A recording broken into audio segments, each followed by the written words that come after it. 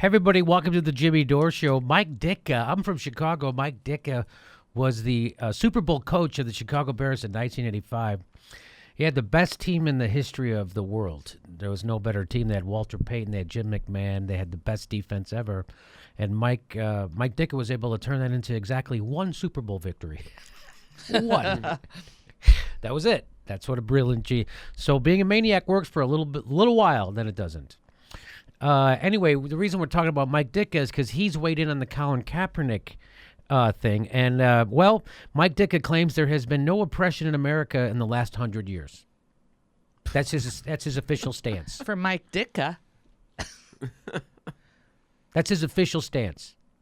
So just so you know, all those stories about blacks not being able to stay in hotels in the South during the 50s and 60s, those are all made up. So when Mike was traveling with football teams in the South, there was no racism. Just so you know, so the last 100 years, there's been no oppression in the United States. So there was no Jim Crow. There were no poll taxes. There was no reason that we needed the Civil Rights Act. They just did that for kicks. Lyndon Johnson decided to stick his neck out and lose the South forever for kicks because there was no oppression. Dan Murphy makes a great point. Emmett Till would be the same age as Mike Ditka if he hadn't been lynched for being black when he was 14. Maybe there's a little oppression during your lifetime, huh, Mike? Maybe just not to a dumb, knuckleheaded white guy like you. I mean, Mike Dick has always been as dumb and as ignorant as... like, he wears his ignorance on his sleeve. He's proud of it. He's one of those right-wingers who's proud of his ignorance. And he is. Don't think about stuff. And that's why he only won one Super Bowl with the best team in the world. This article says Hall of Famer Mike Dick has always been outspoken about his conservative viewpoints, whether it's calling President Obama the worst president ever or telling Colin Kaepernick and others who disrespect this country and the flag to get the hell out. Because that's what the beauty of America is. If you don't like it, don't work to change it and make it better. Just leave. Mm-hmm. That's what George Washington did. Yeah, and we have freedom of speech, but if you use it, get the hell out. Get the if you hell say out. something we don't like, well, then you got to go. That's right. If you don't like it, get the hell out. You know, just like all those revolutionaries.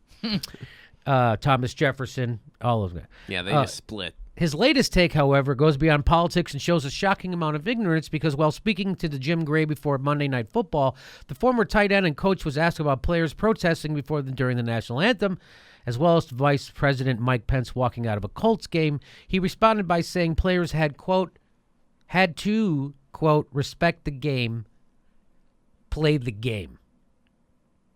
Ignore racism happening even in this league right now. Ignore it. That's Mike Dicka's advice. And the football has been so good to him and these players. That's what he said. He responded by saying players had to respect the game and play the game, and that football had been so good to him and these players. Then Gray asked, for those who want social justice and for those who look back at the lives of Muhammad Ali and Jesse Owens and John Carlos and Tommy Smith, your response would be... Stop being a nerd. No, I'm just kidding. Let's look at his response. I don't know what social injustices have been. This is literally what he said. Muhammad Ali rose to the top. Jesse Owens is one of the classiest individuals that ever lived. Are you talking that everything is based on color? What? Are you talking that... He needs a translator. What is Jesse Owens being one of the classiest individuals that ever lived have to do with racism? Yeah, he's a classy guy who was a victim of racism like all black people in the country.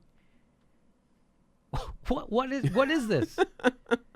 Are you talking that everything is based on color? Like, it can't even make sense. So because we had a black heavyweight champion, apparently there's no racism in America. Right, it's over. Because Jesse Owens won the Olympics because he's the fastest runner, there's no racism. Well, I think it was the weekend after that racism ended, I'm pretty sure. Oh, that's right. I think in Mike Dicka's history book. I don't see it that way. I think you have to be colorblind in this country. Says the privileged white guy. Says the guy who's white. You have to look at a person for what he is and what he stands for and how he produces, not by the color of his skin. That has never had anything to do with anything. Wow. So true. Never had so anything. True. Sheesh.